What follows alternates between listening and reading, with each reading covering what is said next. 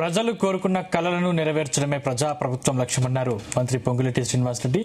7 లక్షల ఇండ్లు 5 లక్షల రూపాయలతో ఇచ్చామని అన్నారు. హైదరాబాద్ లో 1 లక్ష ఇండ్లను ఇచ్చామని గుర్తు చేశారు. హైదరాబాద్ లో కోట్ల విలువ గల భూములను ఇందిరమ్మ ఇండ్లకు కేటాయించామని తెలిపారు. వివాదరహిత భూములను ప్రజలకు అందించడమే లక్ష్యంగా ప్రజా ప్రభుత్వం పనిచేస్తుందని చెప్పారు. అర్హులైన పేదలందరికీ పార్టీలకు అతీతంగా ఇందిరమ్మ ఇండ్లు కేటాయిస్తామన్నారు మంత్రి పొంగులేటి.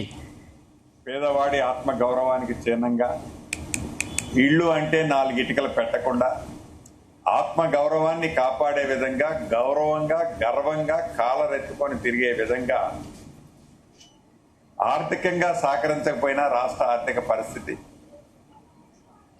మొదట విడత రాష్ట్ర వ్యాప్తంగా 4.5 లక్షల ఇళ్లు, రెండో విడత రాష్ట్ర వ్యాప్తంగా 2.5 లక్షల ఇళ్లు, రమారమి 7 లక్షల ఇళ్లు, ప్రతి ఇంటికి 5 లక్షల రూపాయల చొప్పున ఆనాటి ప్రభుత్వం లాగా కాగితానికే పరిమితం కాకుండా ఎన్నికల ముందే ఇల్లు ఇవ్వకుండా ప్రభుత్వం ఏర్పడిన మొదటి సంవత్సరం నుంచి 2 విడతల్లో ఇల్లు ఇచ్చాం.